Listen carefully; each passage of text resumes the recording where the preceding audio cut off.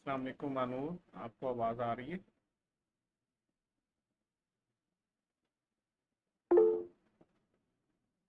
वालेकुम सलाम। ओके, चलें 1-2 मिनट वेट करते हैं, मुबीन भी आ जाए तो फिर क्लास स्टार्ट करते हैं। आपने क्वेश्चन किया था जो कल आपको दिया था मैंने।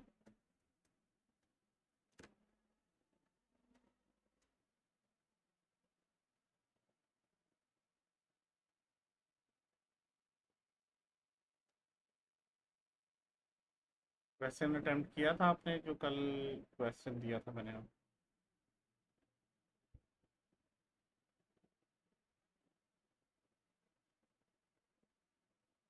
हाँ जी, हाँ जी, वो जो क्वेश्चन दो मैंने आपको कहा था पिक्चर ले लें और आप उसको अटेम्प्ट कीजिएगा। इसमें कोई क्वेश्चन है आपको समझ ना आया हो कुछ उसमें, या हो गया था?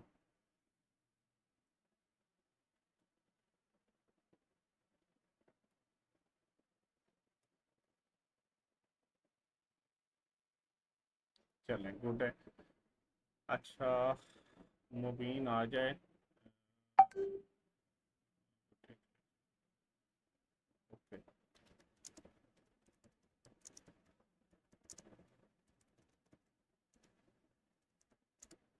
अच्छा, चलें, मानूर वो तो नहीं आ रहा, आई थिंक वो कह रहा है कि आज मैं नहीं क्लास ले सकूंगा। हाँ जी, आप पूछें मानूर, क्या बात पूछनी थी आपने?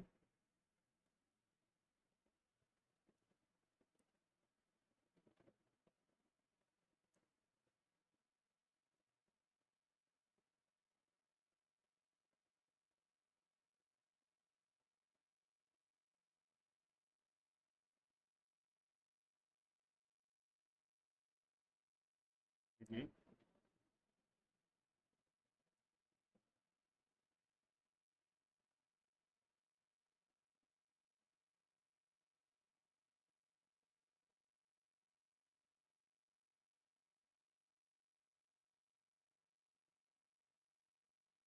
हाँ जी, आई थिंक 37.5 लिखा होगा, मैंने नहीं देखा, मुझे याद नहीं है इस टाइम। क्या हुआ उससे?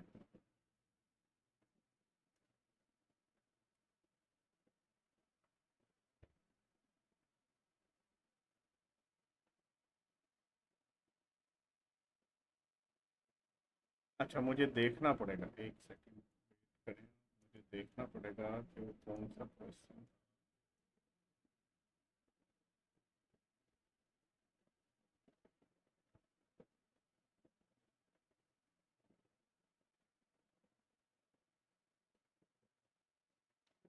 इसमें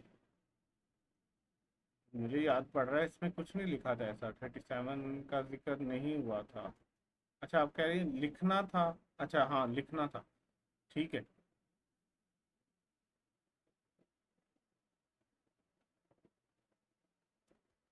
आप कह रहे हो कि उसमें लिखना क्या था? अच्छा, ठीक है, मुझे लगा कि आप कह रहे हो कि उस क्वेश्चन के अंदर कुछ लिखा हुआ था।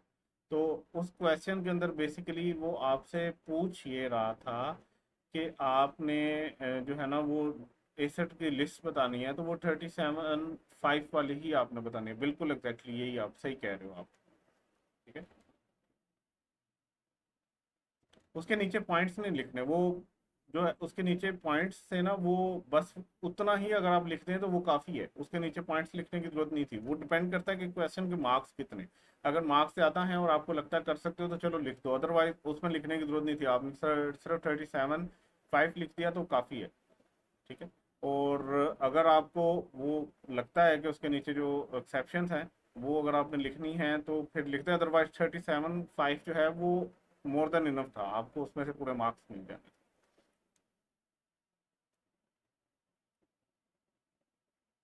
हाँ, काफ़ी है, इनफ है, आपने उसमें जितना मटेरियल लिखना है, अगर टू द पॉइंट आप लिख रहे हैं तो कोई मसला नहीं है, उसने जो पूछा था उसका जवाब उसको मिलना चाहिए। ठीक है। तो वो आप अगर दे रहे हो तो इनफ है। अच्छा, अब आपने एक और काम करना है, मानूर और मुबीन भी ये लेक्चर जब सुनेगा वो भी, आप लोगों ने आई कैप की जो न्यू बुक आई है ना उसको डाउनलोड करना है। ठीक है।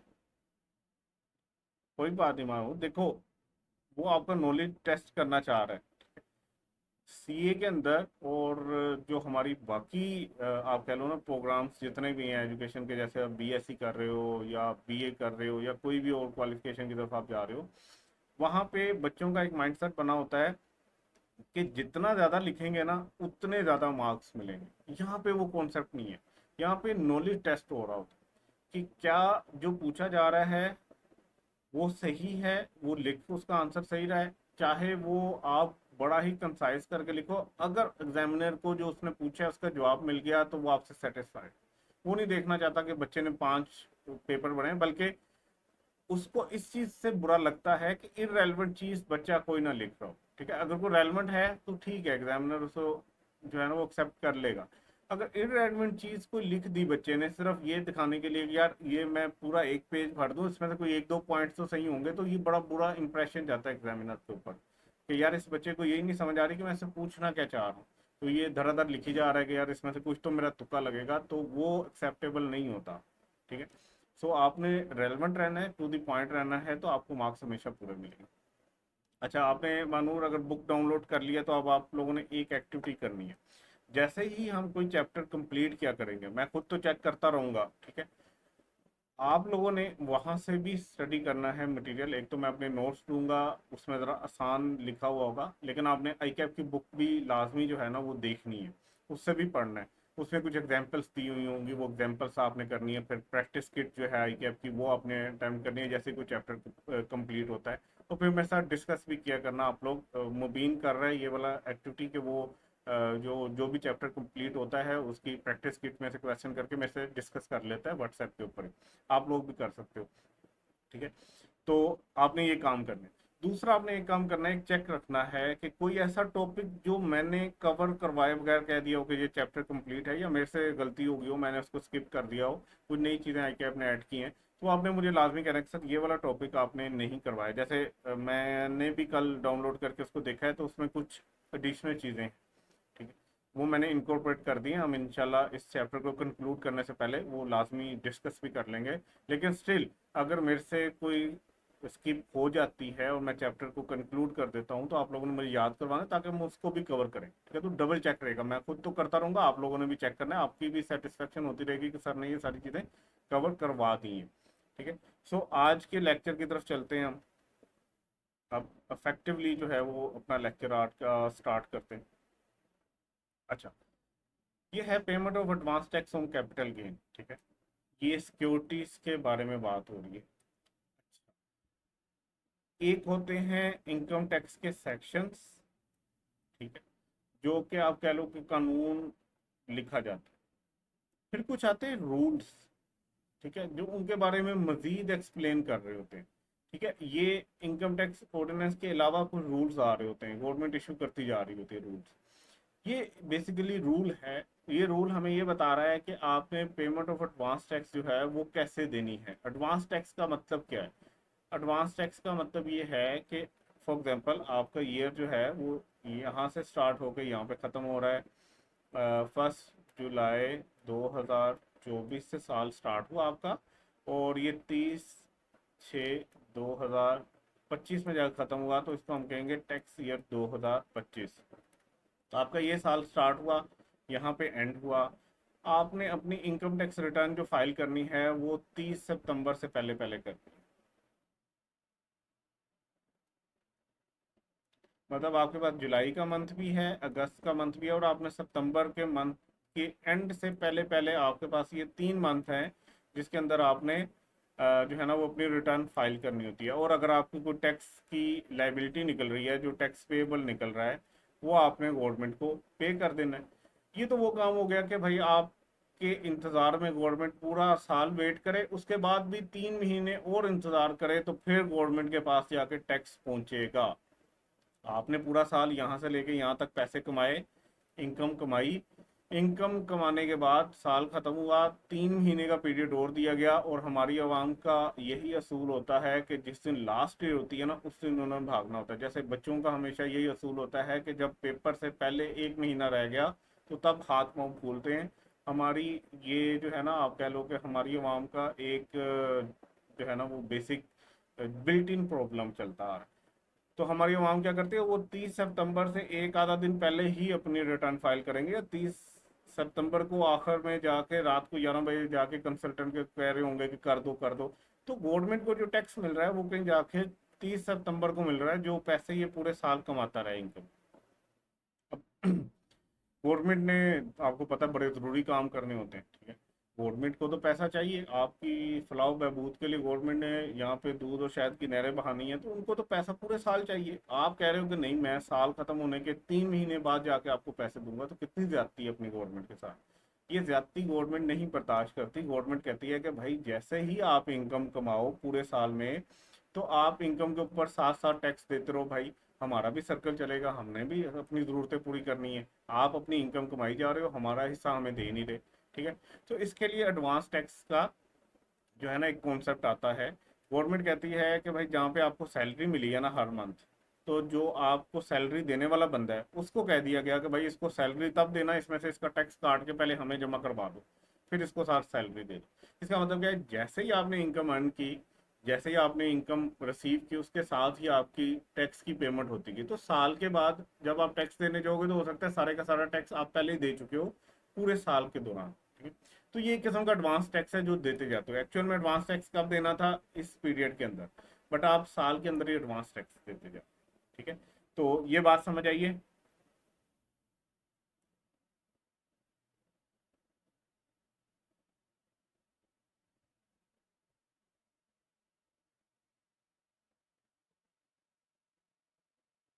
एडवांस टैक्स का कॉन्सेप्ट समझ आ गया आपको, मानो।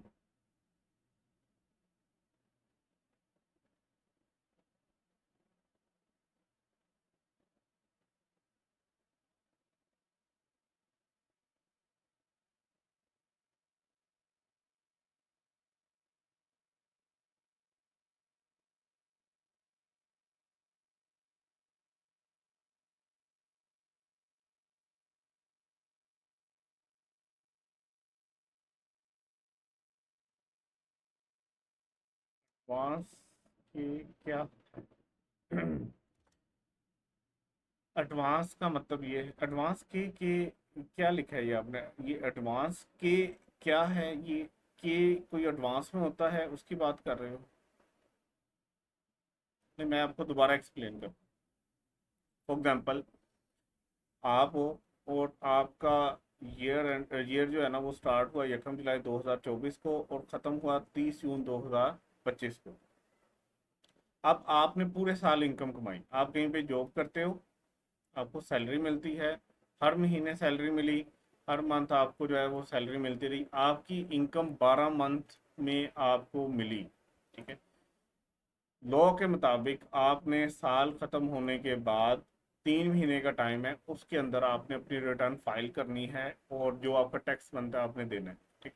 तो अगर आप साल के अंदर टैक्स नहीं दे रहे, तो इसका मतलब क्या है, 30 जून के बाद और 30 सितंबर से पहले पहले यहाँ पे कहीं पे आपने अपनी इनकम टैक्स रिटर्न फाइल की, ठीक है। फाइल करने के बाद आपका टैक्स पेबल बना, आप ये टैक्स जो है वो पे कर दिया गवर्नमेंट को। ये तो है नॉर्मल तरीका। अब गवर्नमेंट कहती है कि भाई तुम हर महीने जो है वो कमाई कर रहे हो, हमें टैक्स दे रहे हो जाके कहीं 15 महीनों के अंदर अंदर, ठीक है। मतलब साल पूरा गुजरने के बाद भी 3 महीने के टाइम था, तो उसके अंदर कहीं तुम मुझे टैक्स दे रहे हो जा, हमें भी तो खर्चे करने हैं, तो हमें हर महीने टैक्स देते रहो साथ साथ। हम उसको ट्रीट करेंगे कि तुमने एडवांस में टैक्स दे दिया, जो तुमने हमें यहाँ पे कहीं देना था, ये एडवांस में हमारे पास आता जा रहा है। तो जब साल खत्म हुआ, तुमने 5,000 का टैक्स देना था, आप पहले से 4,000 का टैक्स हमें एडवांस के तौर पे पूरे साल में दे चुके, तो बस आप हमें 1,000 रुपये का मजीद टैक्स दे दो, सारा दोबारा नहीं देना। सो ये जो आप साल के दौरान टैक्स देते जा रहे हो, इसको कहते हैं एडवांस टैक्स। ठीक हो गया?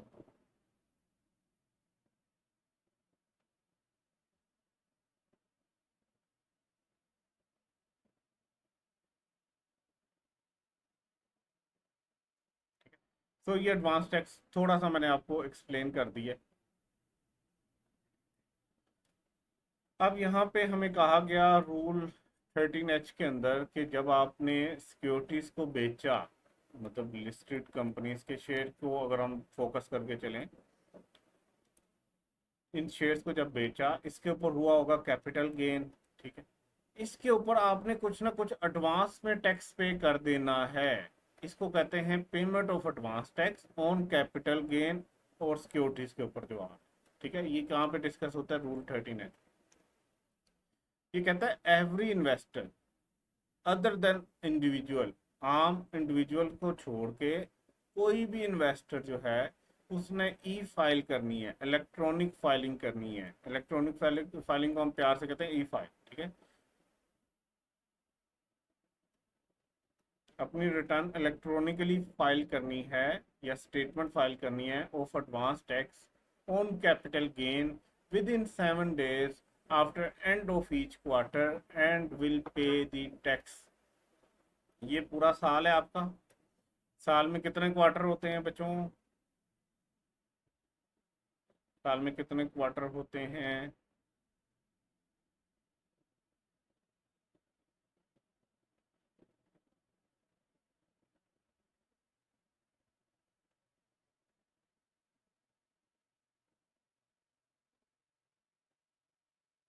3 क्वार्टर होते हैं कि 4 क्वार्टर होते हैं?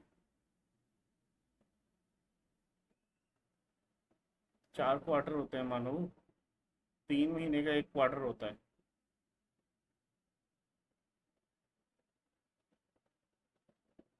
हाँ, तो 4 क्वार्टर हो गए ना। एक ये क्वार्टर हो गया, एक ये हो गया, एक ये हो गया, और एक ये हो गया। 1 2 3 4, ठीक है। वो कहता है कि जो भी इन्वेस्टर है इंडिविजुअल को छोड़ के, उसने ना हर क्वार्टर के, ये क्वार्टर उसका खत्म हुआ, इसमें उसने जितना कैपिटल गेन अर्न किया, जितना कैपिटल गेन उसने कमाया, 7 दिन के अंदर अंदर, 7 दिनों के अंदर अंदर, हर क्वार्टर एंड होने के बाद उसने ई फाइल करनी है अपनी स्टेटमेंट, ई फाइल करनी है अपनी स्टेटमेंट और टैक्स जमा करवा देना जो उसने इस क्वार्टर के अंदर कैपिटल गेन किया।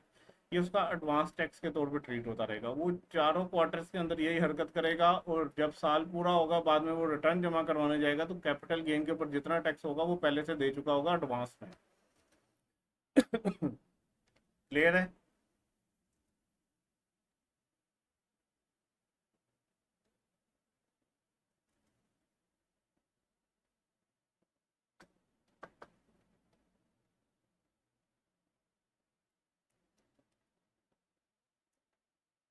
अच्छा, यहाँ पे ना आई कैप की बुक में थोड़ा सा मसला आ रहा था। वहाँ पे वो क्वार्टर की जगह कहता है 6 मंथ के बाद आपने ये ई फाइल करनी है स्टेटमेंट, लेकिन जब 7 दिनों की बात करता था तो आगे क्वार्टर लिख देता था। सो हम इसको क्वार्टर बेसिस पे चलेंगे। ये मैं अपडेटेड रूल 13 आज देख लूंगा, अगर इसमें कोई चेंज आई है तो देख लेंगे, अदरवाइज ये क्वार्टरली बेसिस पे होगा। तो आप यहाँ से बेशक याद कर लीजिएगा। अच्छा, अब एक और चीज आपने याद रखनी है। If the sole business of a company is to manage its investment in different subsidiaries.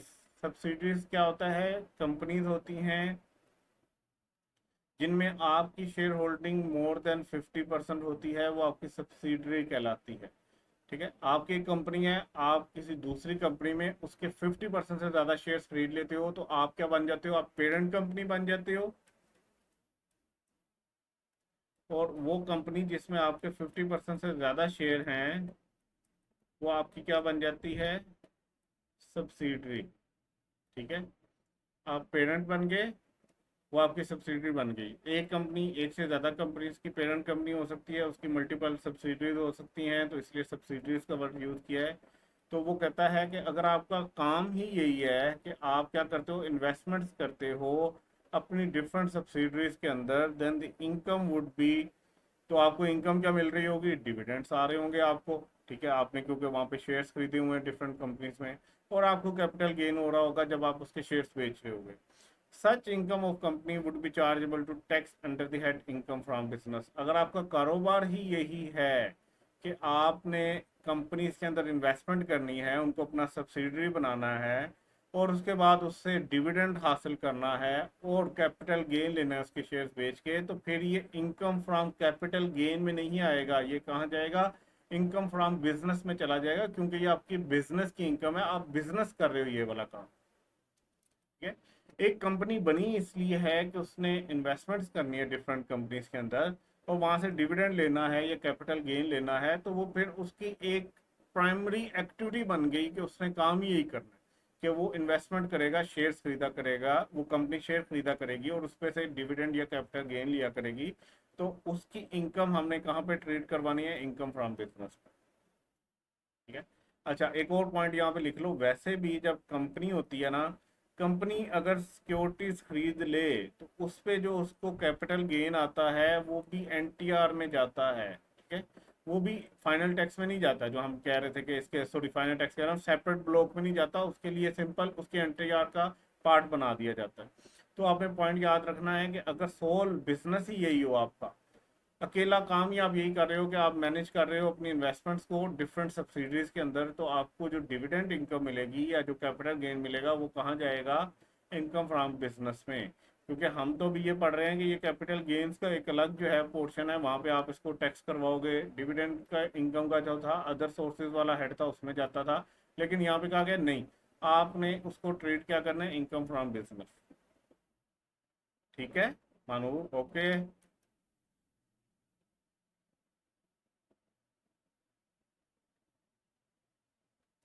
Okay, next चलते हैं। अब आ गया हमारे पास tax on deemed income. Deemed का क्या मतलब? He deemed to be a good student, इसके बारे में तस्वर किया जाता है कि वो एक अच्छा स्टूडेंट है। उसके बारे में ये समझा जाता है कि वो अच्छा स्टूडेंट। ठीक है। डीम्ड इनकम का क्या मतलब है? कि आपकी एक्चुअल में इनकम नहीं है, बट आपकी इनकम समझी जाएगी। फॉर एग्जाम्पल,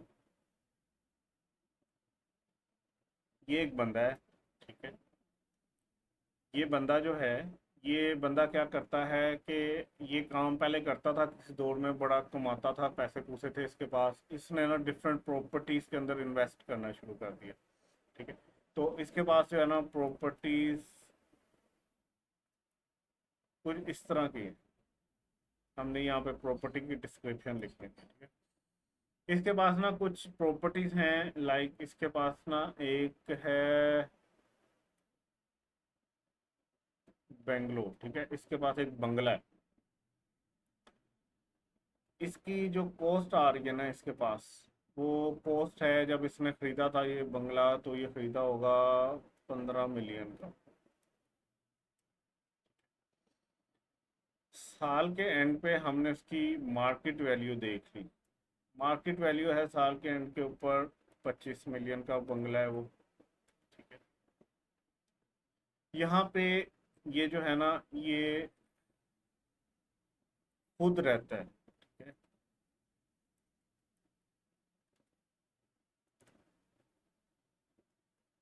फिर इसके पास ना एक एग्रीकल्चर लैंड है।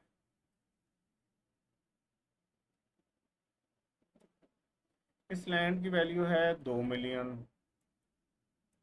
ठीक है। मार्केट वैल्यू आज के दौर में इसकी हो गई से के 3 मिलियन। यहाँ पे ये खेती बाड़ी करता है। अच्छा, फिर इसके पास है एक शॉप। है। ये शॉप जो है, ये इसकी जो है ना वो वैल्यू आप कह लो कि हो गई 7 मिलियन। और मार्केट वैल्यू देखा जाए साल के एंड पे, ये इसकी कॉस्ट कितनी है? 7 मिलियन, और मार्केट वैल्यू देखी हमने तो वो 8 मिलियन थी। ये शॉप इसने किराए पे दी हुई है। ठीक है। अच्छा, इसके बाद इसके पास ना कुछ प्लॉट है, एक बहुत बड़ा प्लॉट है डीएचए में। ठीक है। ये प्लॉट इसने खरीदा था 20 मिलियन का। आज इसकी वैल्यू है 25 मिलियन। ठीक है। और ये खाली पड़ा हुआ है। ठीक हो गया। ये खाली पड़ा हुआ है। अच्छा, इस तरह इसकी और भी प्रॉपर्टीज हो सकती हैं। हो सकता है इसके 3 से 4 प्लॉट्स हों, हो सकता है इसकी जो है ना एग्रीकल्चर लैंड एक से ज़्यादा हो, 10 जगह पे लैंड हो, कुछ फारग पड़ी होंगी, कुछ पे ये खेती बाड़ी कर रहा होगा। सो ये एक से ज़्यादा हो सकते हैं। ठीक है। तो अब हम कहते हैं कि इसके अलावा एक और है इसके पास, घर पड़ा हुआ है इसके पास, एक जो है ना वो हाउस है। हाउस है। ठीक है। और ये हाउस है बैरिया में। और ये हाउस जो है इसकी वैल्यू है, कॉस्ट थी 6 मिलियन, और इसकी जो मार्केट वैल्यू है वो है इस टाइम 7 मिलियन। ठीक है। और ये भी खाली पड़ा हुआ।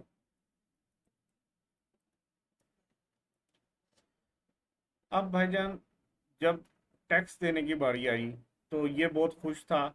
ये बहुत ही खुश था। इसके दांत नजर आ रहे थे कि भाई मैंने तो इनकम ही नहीं कमाई, तो मुझे तो टैक्स नहीं देना पड़ेगा, क्योंकि ये अब जॉब नहीं करता, ये कुछ भी नहीं करता, ये बस इंजॉय करता है अपने बंगलों में बैठ के, इंजॉय करता है। ठीक है। लेकिन जब टैक्स वालों ने देखा, उन्होंने कहा कि भाई अच्छा, आपकी ये जो है ना 15 मिलियन का एक आपके पास बंगलो है जो कि 25 मिलियन मार्केट वैल्यू पे है। ठीक है। हमने फोकस कहाँ पे करना है? मार्केट वैल्यू के ऊपर करना है। ये 25 मिलियन का है, लेकिन यहाँ पे आप खुद रह रहे हो। ठीक है। तो इसको हम कुछ नहीं करते, इसको हम इग्नोर कर देते हैं। ये एग्रीकल्चर लैंड है। ठीक है। इससे आप जो है ना वो 2 मिलियन की आपने खरीदी थी, इस टाइम इसकी मार्केट वैल्यू है 3 मिलियन। ठीक है। लेकिन यहाँ पे आप खेती बाड़ी कर रहे हो, इसके ऊपर आपको खेती बाड़ी की इनकम आ रही है। ठीक है। वो आप एग्रीकल्चर इनकम है आपकी। ठीक है। एग्रीकल्चर एग्जाम्प्ट होती है इनकम, लेकिन आप इनकम कमा रहे हो और वो एग्जाम्प्ट है, तो इसको भी छोड़ देते हैं। फिर आपके पास एक शॉप है भाई, 8 मिलियन उसकी मार्केट वैल्यू आ रही है। ठीक है। और वो आपने किराए पे दी हुई है, इसका मतलब ये है कि रेंट आ रहा होगा इससे। ठीक है। तो रेंट के ऊपर आप टैक्स वैसे दे रहे होगे इनकम फ्रॉम प्रॉपर्टी में, तो इसको भी छोड़ देते हैं। ठीक है। ये जो आपका प्लॉट है डीएचए में, वो 25 मिलियन का प्लॉट है आपका, और ये खाली पड़ा हुआ है। तो इतने अमीर हो तुम के तुमने एक प्लॉट खाली छोड़ा हुआ है। ठीक है। इसको इग्नोर नहीं करेंगे हम, इसको इग्नोर नहीं करेंगे हम। ठीक है। फिर उन्होंने एफबीआर वालों ने देखा कि वो भाई इसका ये तो एक घर भी बैरिया में है जो कि 7 मिलियन का है, और वो भी भाई ने खाली छोड़ा हुआ है, तो इसको भी इग्नोर नहीं किया जा सकता। इसका मतलब ये है कि ये छोड़ दिया, ये छोड़ दिया, ये छोड़ दिया, इन दोनों को जरा सम किया हमने। इन दोनों को हमने सम किया तो कितना बन गया?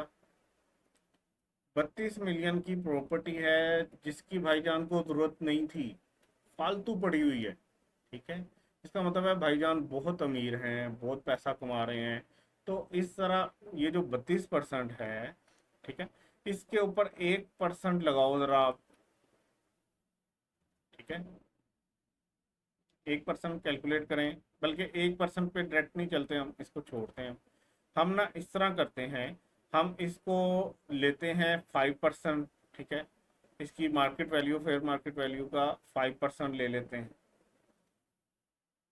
5% इसका कैलकुलेट करना, बानूर आप इसका 5% कैलकुलेट करो। 32 मिलियन का 5% कैलकुलेट करो। सही वाला कैलकुलेट करना है आपने प्लीज। कैलकुलेटर है ना आपके पास?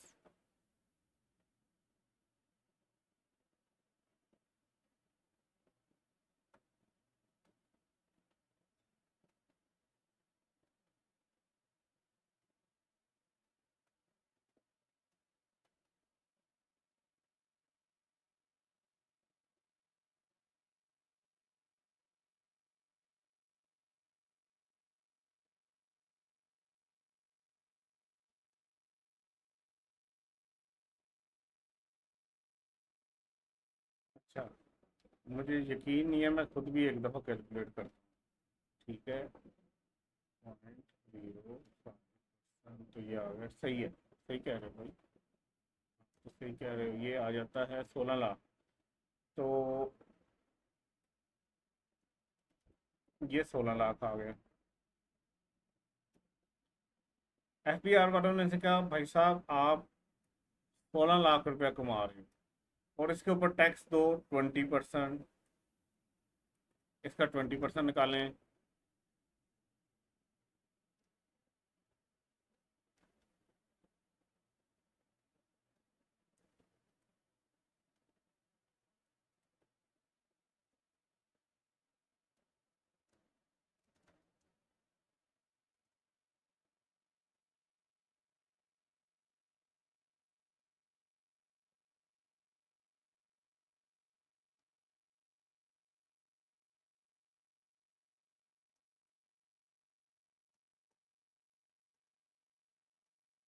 ठीक है।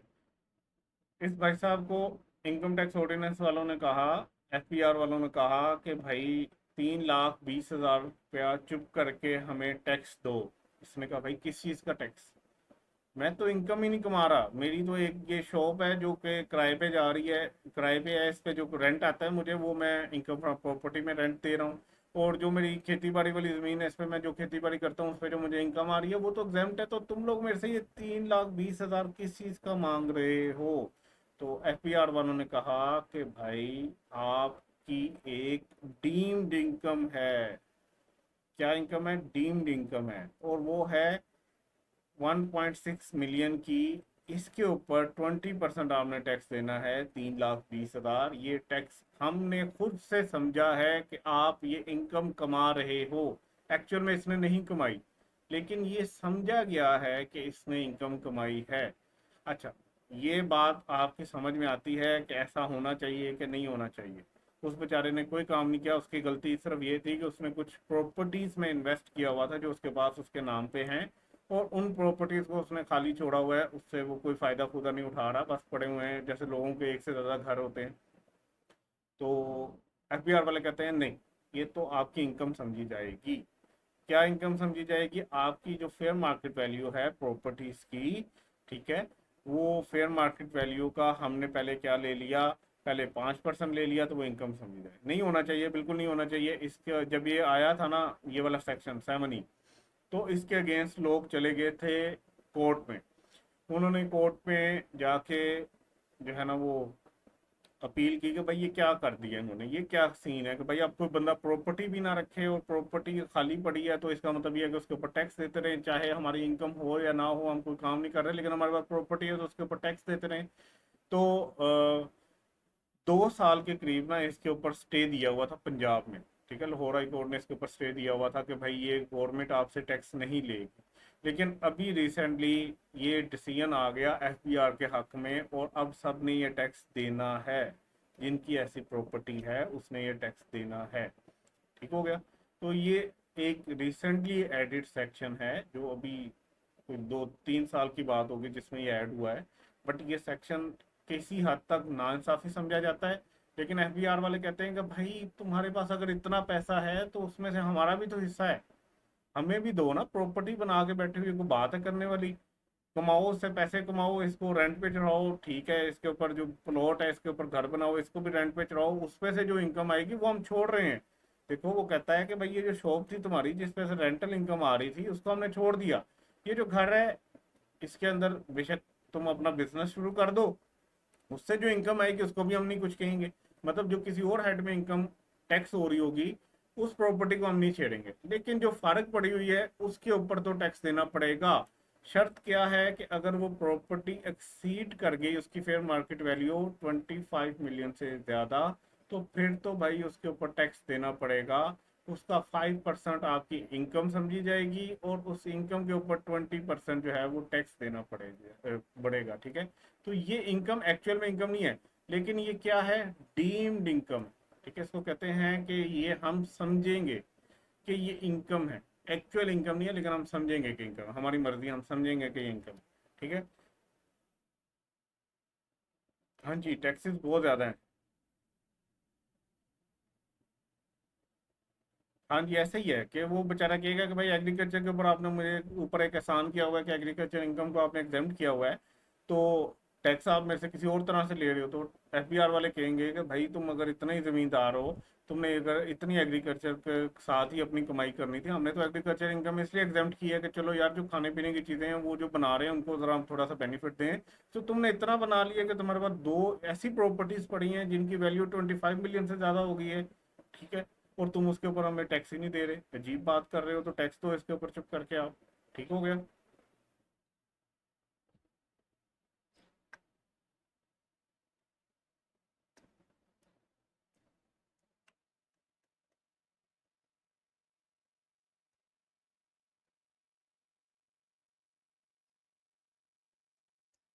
चलो, अब एक चीज छोटी सी मैंने बतानी थी क्योंकि मैं पहले 1% कर रहा था। ये मार्केट वैल्यू है, फॉर एग्जांपल हमें कहते हैं कि 26 मिलियन की मार्केट वैल्यू। डीम्ड इनकम कितनी समझी जाएगी? 5%। 26 मिलियन का 5% निकालें।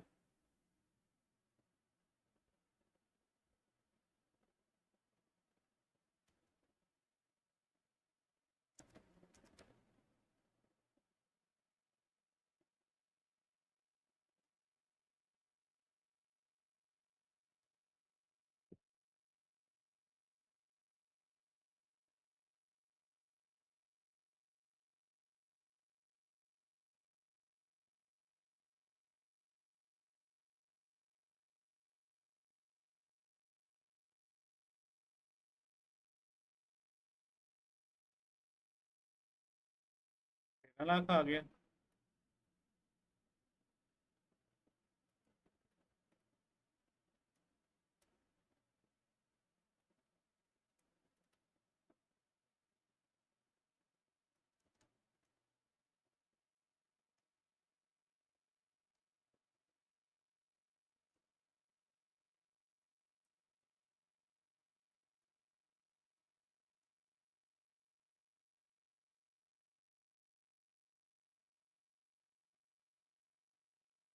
बारह लाख 50 हजार आता है।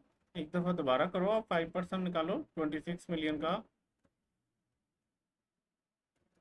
13 लाख आता है।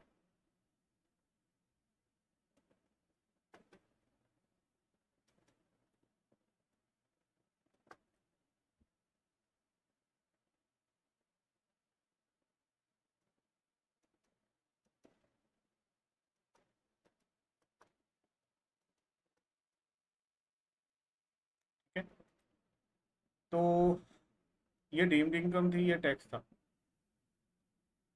मैं इसका एक शॉर्टकट भी यूज़ कर सकता हूँ। मैंने अपनी इस मार्केट वैल्यू के ऊपर कितना टैक्स देना है, मैंने इसके ऊपर 1% टैक्स देना है। तो वो 1% कितना बनता है?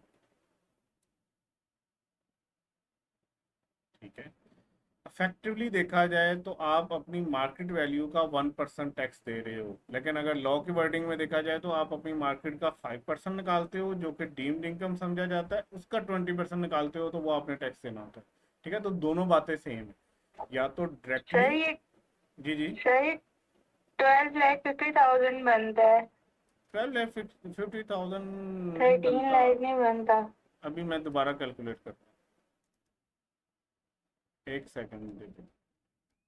मेरे ख्याल में तो जो मैंने निकाला है वो बनता है 26,000,000।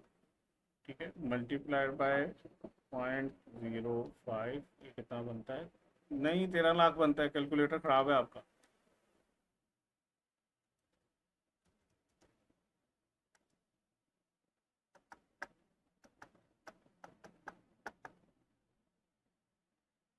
12 लाख बनता है मानो, 13 लाख बनता है मानो। 12,50,000 नहीं बनता।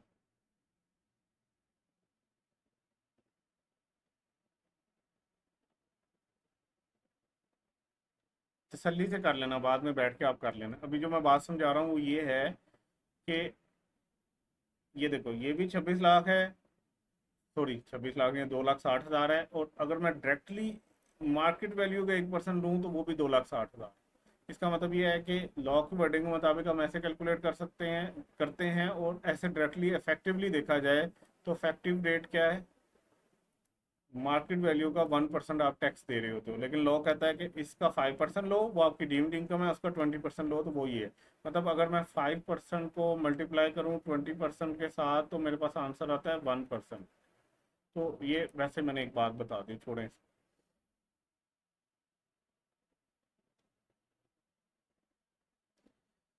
वो कहता है a resident person owing capital asset in Pakistan will be taxed on deemed income arising from capital asset for the tax year 2022 and onward। 2022 में ये आया था। इसके बाद से उन्होंने कहा कि आज के बाद 2022 के बाद से आपने अपनी इनकम जो है, सो वो समझनी है किसके ऊपर? कैपिटल एसेट के ऊपर, जो आपके पाकिस्तान में है। मतलब दुनिया के कहीं और, चाइना में अगर आपकी प्रॉपर्टी है तो उसके ऊपर ये सेक्शन अप्लाई नहीं होगा। कि पाकिस्तान के अंदर जो कैपिटल एसेट्स हैं उनके ऊपर अप्लाई हो रहा है। और ये डीम्ड इनकम का कॉन्सेप्ट है कि इनकम समझी जा रही है, एक्चुअल इनकम नहीं है। और ये डीम्ड इनकम किस पे आई है? कैपिटल एसेट्स के ऊपर। और ये 2022 से ऑनवर्ड हमेशा कैलकुलेट होगा। Deemed income shall be computed as 5% of fair market value, जो उसकी फेयर मार्केट वैल्यू है, as determined by FPR. FPR ने ना अपनी साइट के ऊपर ना रेट्स दिए हुए हैं, ठीक है, कि लाहौर में इस एरिया में एक मरला कितने का है। उस रेट से आपने क्या करना है, अपनी फेयर मार्केट वैल्यू निकालनी है। उसका 5% आपकी डीम्ड इनकम समझी जाएगी, ठीक है। अगर वो नहीं मिलते, एफबीआर की वैल्यूज नहीं मिलते, तो डीसी रेट्स आपको मिल जाते हैं, ऑनलाइन भी मिल जाते हैं, आपको पटवारी से भी मिल जाएंगे। ये डीसी रेट से फेयर वैल्यू पता लग जाएगी, एफबीआर वाले रेट से फेयर वैल्यू पता लग जाएगी, ठीक है, हाउसेज बिल्डिंग्स वगैरह की, जो पाकिस्तान में सिचुएटेड है, ठीक है। जो आपके last day of tax year के ऊपर आपकी जितनी प्रॉपर्टी है, उसके ऊपर आपने उसकी जो फेयर मार्केट वैल्यू निकाली है, उसके ऊपर 5% डीम्ड इनकम समझी जाएगी, और उस 5% जो डीम्ड इनकम है उसके ऊपर 20% टैक्स लगाया जाएगा, जो कि effectively 1% of fair market value of property ही बनता है, ठीक है। The following properties are excluded, लेकिन आपके ऊपर थोड़ा सा आसान किया गया है, उन्होंने कहा कि कुछ प्रॉपर्टीज एक्सक्लूड कर दो इसमें से। One capital asset owned by the resident person, वो घर जिसमें आप रह रहे हो, रिहाइश वाला घर। एक घर आपको इजाजत है जहां पे आप रहते हो, उसकी वैल्यू नहीं कैलकुलेट करनी, उसको एक्सक्लूड कर देना, ठीक है। फिर वो कहता है सेल्फ ऑन बिजनेस प्रेमिसेस, आपने अगर कोई अपनी बिजनेस प्रेमिसेस है, आपके पास एक शॉप है, आपका अपनी बिल्डिंग है जहाँ पे आप अपने जहाँ पे आपने अपना ऑफिस खोला हुआ है, और वो आप उसको खुद ओन करते हो, रेंट पे नहीं है, आप उसके मालिक हो। From where the business is carried out, जहाँ पे आपका बिजनेस चल रहा है, and is appearing on the active tax paid list, और आपने जो एक लिस्ट आती है बंदों की एफपीआर की साइट के ऊपर कि ये एक्टिव टैक्स पेयर हैं, ये हर साल अपना टैक्स पे करते हैं, वहाँ पे ये एड्रेस भी आ रहा होगा कि आपका यहाँ पे बिजनेस है, तो वो भी निकाल दी गई, ठीक है। इसका मतलब क्या है, जहाँ पे आप रह रहे हो वो प्रॉपर्टी निकाल देते हैं इसमें से, जहाँ पे आपकी अपनी प्रॉपर्टी हो, आप वहाँ पे बिजनेस कर रहे हो, वो भी निकाल देते हैं, क्योंकि जाहिर सी बात है, आपने यहाँ से बिजनेस करना है, उसकी इनकम आएगी, तो बिजनेस इनकम के ऊपर तो आपने टैक्स देना है। फिर वो कहता है सेल्फ ओन एग्रीकल्चर लैंड, अगर आपकी अपनी कोई एग्रीकल्चर लैंड है जो आप खुद उसके मालिक हो, जहाँ पे एग्रीकल्चर एक्टिविटी भी आप कर रहे हो, ठीक है, कैरिड आउट बाय पर्सन, लेकिन ये भी मना कर दिया गया, उसने कहा ये भी निकाल दो, जो आपकी एग्रीकल्चर लैंड है ना, वो भी अगर आपकी अपनी है और आप वहाँ पे खेती बाड़ी कर रहे हो, एग्रीकल्चर कर रहे हो, तो उसको भी निकाल दो। लेकिन भाई फार्म हाउसेज को खेती बाड़ी वाली जमीन ना समझना, ठीक है। ये वाले तो भाई ये एक किस्म के यहाँ पे फार्म हाउस है, यहाँ पे आपने जो है वो बैडमिंटन का कोर्ट बनाया हुआ है, यहाँ पे आपने जानवर रखे हुए हैं, ये एग्रीकल्चर एक्टिविटी के लिए नहीं है, ये तो याशी के लिए है, तो इसके ऊपर टैक्स देना पड़ेगा। अब बात क्या हुई, उसने कहा ये लिस्ट है जिनको मैंने निकाल दी है 7E में से, इनके ऊपर आपको टैक्स नहीं देना पड़ेगा इनकी मार्केट वैल्यू पे, ठीक है, एक्सक्लूड कर दिया। लेकिन इस लिस्ट में से उसने कहा कि ये मैं एक्सक्लूड कर रहा हूँ, इसका मतलब क्या है कि फार्म हाउस के ऊपर आपने टैक्स देना है। ये बात समझ आई आपको?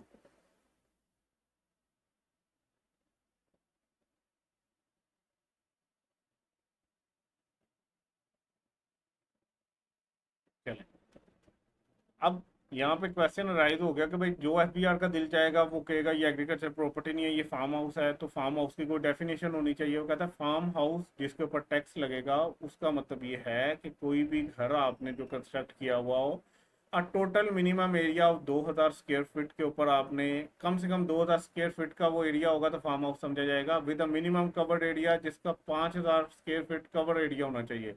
मतलब ये 2000 स्क्वायर फुट की आपके पास जो है वो लैंड है, ठीक है। लैंड कितनी है, 2000 स्क्वायर फीट की, स्क्वायर यार्ड की, सॉरी गलती होगी, स्क्वायर यार्ड की। और इसमें से आपने 5000 स्क्वायर फीट की इसके ऊपर कंस्ट्रक्शन करवाई हुई है, कवर एरिया है, वहां पे कंस्ट्रक्शन हुई हुई है, use as single dwelling unit, और ये एक यूनिट के तौर पे समझा जा रहा है, ठीक है। तो इसको क्या कहोगे आप, फार्म हाउस कहोगे, और इसकी वैल्यू जो होगी फेयर मार्केट वैल्यू, उसके ऊपर आपको टैक्स देना पड़ेगा, ये डीम्ड इनकम में आएगा, ठीक है। उसके बाद कहते हैं कैपिटल एसेट एलोकेटेड टू, मतलब कोई अगर कैपिटल एसेट है, कोई ज़मीन है, कोई घर है, वो अगर किसी को मिला हुआ है जो कि शहीद है या उसका डिपेंडेंट है, कोई बंदा जो शहीद हो गया उसको आर्मी की तरफ से ना मिल रहे होते हैं प्लॉट्स वगैरह, घर वगैरह, तो उसको या उसकी फैमिली को कोई मिल गया है, और ये शहीद belonging to Pakistan army forces है, तो इनको नहीं छेड़ना, इनको माफ़ी। फिर following persons of Pakistan arm forces and federal or provincial government, इनको भी नहीं छेड़ना भाई। फेडरल और प्रोविंशियल गवर्नमेंट के बंदे हैं या जो पाकिस्तान आर्मी फोर्स के बंदे हैं, इनको तो बिल्कुल नहीं छेड़ना, ठीक है। तो इनके पास अगर कोई है और a person or dependent of the person who dies while service, अगर कोई बंदा अपनी सर्विस के दौरान मर गया तो उसकी कोई प्रॉपर्टी है उसको भी नहीं छेड़ना। वार वाउंडेड पर्सन, कोई जंग हुई वहाँ पे कोई जख्मी हो गया, ठीक है, जो सर्विस दे रहा था, तो उसकी प्रॉपर्टीज के ऊपर भी एप्लीकेबल नहीं होगा। या एक एक्स सर्विसमैन है या एक्स एम्प्लॉय है या सर्विंग पर्सन है, अभी भी वो काम कर रहा है और उसको सबसे पहले वो घर मिला था, मतलब ओरिजिनल अलॉटी है जिसको आर्मी की तरफ से वो घर मिला था, तो उसको भी हमने सेरेमनी के अंदर नहीं लेके आना, ठीक है। उसके बाद है any property from which income is chargeable to tax under the ordinance and tax admin paid their own, मतलब आपने कोई प्रॉपर्टी रेंट पे चढ़ाई हुई है, उसके ऊपर से आपको इनकम आ रही है, उसके ऊपर आप टैक्स दे रहे हो, तो उस प्रॉपर्टी को भी नहीं छेड़ना। फिर है capital asset in which first year tax of acquisition where the tax authorities had been paid, मतलब आपने इस साल पहला साल है आपका, आपने प्रॉपर्टी खरीदी है, जब आप पहले साल प्रॉपर्टी खरीदते हो ना आपको टैक्स देना पड़ता है, तो अगर आपने टैक्स दे दिया तो पहले साल आपकी ये वाली प्रॉपर्टी भी नहीं शामिल की जाएगी।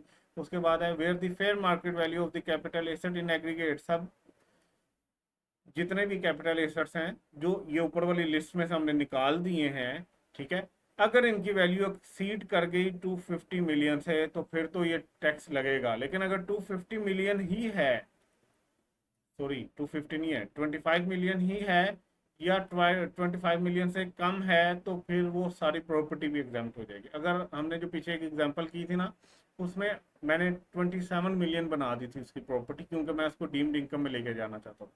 अगर वो इनकम, सॉरी, वो प्रॉपर्टी जो उसका घर है या उसका प्लॉट है वो खाली पड़ा हुआ है लेकिन उसकी वैल्यू 25 मिलियन से कम आती है, फेयर मार्केट वैल्यू उसकी कम आती है, तो फिर भी ये सेक्शन अप्लाई नहीं होगा। Capital asset own by provincial government or local government, government ने खुद तो जो प्रॉपर्टी रखी है उसके ऊपर खुद अपने आप को तो टैक्स नहीं देगी, तो उसको भी नहीं छेड़ना। Capital asset own by local authority, development authority, builders, developers, ये जो काम कर रहे होते हैं बिल्डिंग कंस्ट्रक्शन, ये कहेंगे तो सर हम तो कारोबार ही कर रहे हैं, इसके ऊपर टैक्स देते हैं ना कारोबार करके, तो उनके पास जो प्रॉपर्टी है उसको भी नहीं छेड़ना। ये मैं जल्दी जल्दी पढ़ रहा हूँ, ये बाद में हम करेंगे, ठीक है, डिटेल में कल इंशाल्लाह डिस्कस करेंगे। सो ये 7 ही था, आपने आई कैप की बुक से अब 7 ही पढ़ना है, ठीक है। और फिर हम इंशाल्लाह अगले मंडे वाले लेक्चर में जो है ना इसको डिस्कस करें। ठीक हो गया मानू?